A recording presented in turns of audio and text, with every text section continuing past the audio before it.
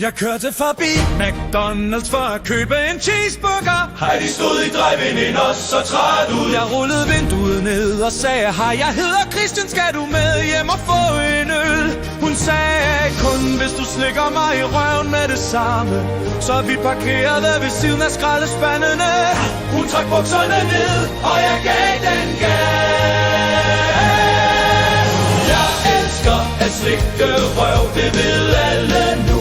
Folk de driller mig, men jeg er lige glad. Jeg gør mit bedste, så Heidi hun bliver glad. Min meget store overvægtige livskærlighed.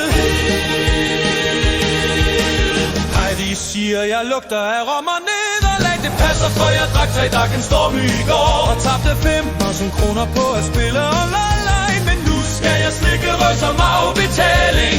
Det er ligesom at tage et job. Bare man skal holde vejret længere. Jeg elsker at slikke røv, det ved alle nu.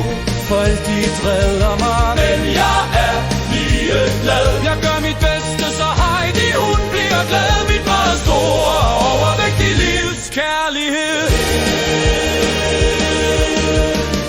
I går skil hun i min mund for sjov.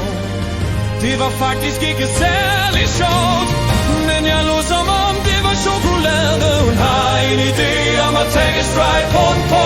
Hjælp mig nu, fuck, jeg er bange. Sådan er vores kærlighed. En underlig slags bogføring.